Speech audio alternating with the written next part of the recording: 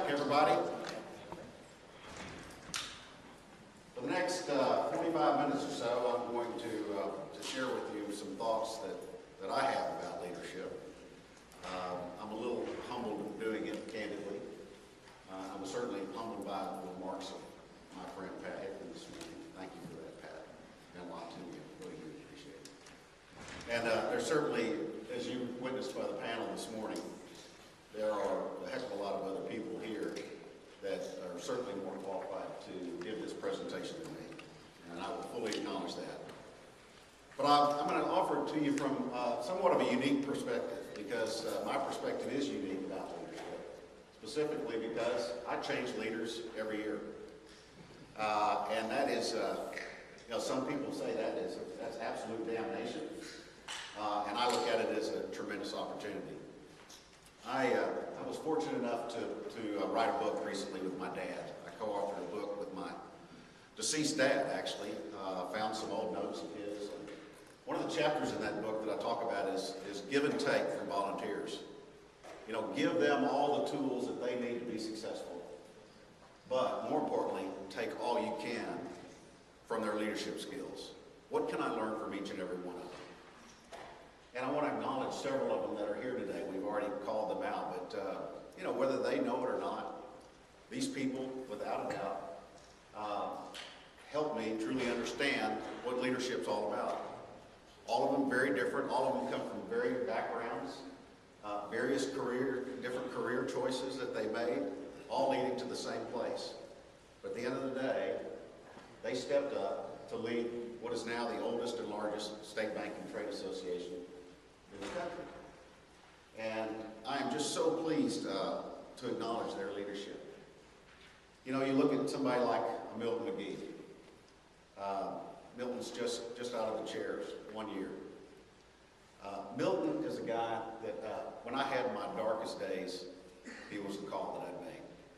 And Milton is a guy that was a constant encourager.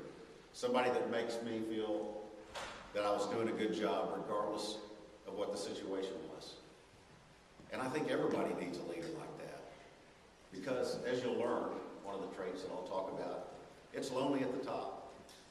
And you gotta have somebody that you can call on. I look at people like Sydney Blankenship, a lady that taught me probably more drive and determination and persistence. I mean, here is a lady that has absolutely walked the walk. Came up as the consummate leader, first of this division, next leading IBAT, and then ascending all the way to the top of the Independent Community Bankers of America. And what a phenomenal job she did at probably one of the most difficult times in the history of our industry. As we walked the halls of Congress, and it got to be about 5:30 after about the 27th call that day, and my feet were absolutely killing me. All I had to do was look across at Cindy, who was always 10 steps ahead of me in high heels. And, if that's not drive and determination, I don't know what is. And for her, I thank her so much to show me that kind of passion for this industry and what it is to be a consummate volunteer and to give more for the cause than for yourself. I look at somebody like Jim Lindsay. Jim Lindsay led this organization probably in one of the most challenging times in our history when we had merger discussions with the Texas Bankers Association. And what Jim Lindsay taught me was that it's okay. As long as you can accept failure as an outcome, it's okay. That's a great leadership trait. You'll never get anywhere if failure is not an option for you. And I want to talk a little bit more about that, but what a terrific trait that is for someone that is not afraid to take risks, what he believed was in the best interest of the organization at the time, knowing that if we had successfully done that, then this organization, in his mind, would have been exponentially better. Accepting failure as an outcome. Absolutely amazing. Pat Hickman and Jimmy Rasmussen. These guys are the consummate cheerleaders.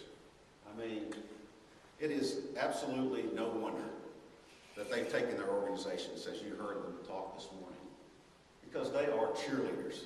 They're not only cheerleaders,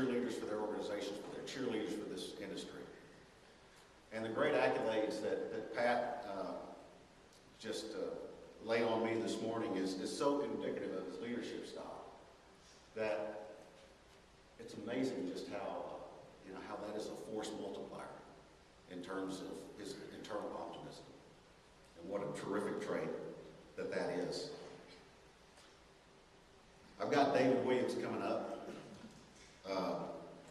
We're not quite sure what leadership trait that David will lead to be, but I will tell you this. I think he's off to a great start. We drank beer on the sandbar together yesterday and got a lot of our objectives for next year done. So, David, if you're there, we're ready to learn. It was interesting as we talked about the panel this morning. In your mind, who are the great leaders? Who are the great leaders in your life? Who are the mentors in your life? Who are the people that inspired you? And, you heard this panel this morning. You didn't hear a single one of them talk about famous leaders like Mahatma Gandhi or Abraham Lincoln or just go down the list. You didn't hear a single one say that that's the person that inspired me. What you heard them say was that there was a single person in my life that made a difference for me. Or there were two or three. And they were all personal relationships. And probably, if there's no greater lesson that I can leave with you today, I think that is one that we all have to take home. Who is watching you? Who is watching you? These people all looked at someone. They looked up to that individual. They inspired them. Who's watching you? We've been debating for centuries this question. Are leaders made or born? How many think they're born? How many think people are born leaders? One person. I see two people in the room. Keith Ewing. Keith Ewing could be teaching this. I Googled, are leaders made or born? There are 10,000 responses, articles, videos about whether leaders are made or born. There is some conclusions. There were conclusions that were done by many researchers over the years. I found it fascinating. What they concluded was that leaders are sort of born, but they're always made.